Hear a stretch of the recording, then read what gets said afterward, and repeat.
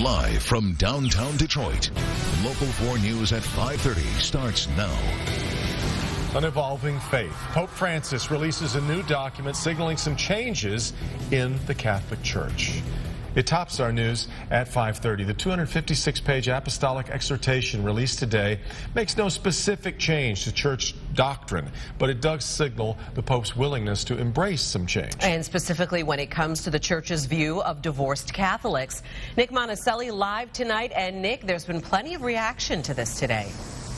Sandra, there has. A lot of Catholics, frankly, are confused, and I don't blame them because there is a lot of material to read. But based on that reaction, there are some that are staunchly opposed to what the Pope is talking about, saying they don't want to change the traditional teachings of the Catholic Church. But others are very excited, saying the Catholic Church has been stale and has not been changing with the times.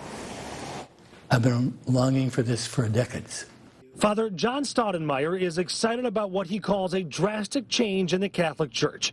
In the Pope's 9-chapter writing, he's encouraging priests to show pastoral discernment in the complicated situations of parishioners. And one of the most complicated is divorce. The church rules say a divorced person cannot remarry or receive communion if remarried. Francis wrote the church should focus less on how it treats divorcees and more on how to help people remain in loving relationships despite modern challenges, adding remarried worshipers are not excommunicated and they should not be treated as such. On gay marriage, the pontiff writes there is absolutely no grounds for considering homosexual unions, but he also urges an end to unjust discrimination. My blood was boiling. I wanted to go on the defense for people that are gay and people that, like me, that are divorced. But as you hear, some Catholics do not think the shift in culture is enough. Lynn Pellerito is divorced and remarried and says she still does not feel welcome. I still felt so much judgment in what I was reading, not from him, but from the church. But she does say the Pope's writing is a step in the right direction. Father Staudenmeier agrees, saying the Pope is telling priests their job is not to enforce rules. It's not the main thing. The main thing is to use the moral and intellectual resources of the church to come to the aid of innumerable people that badly need allies.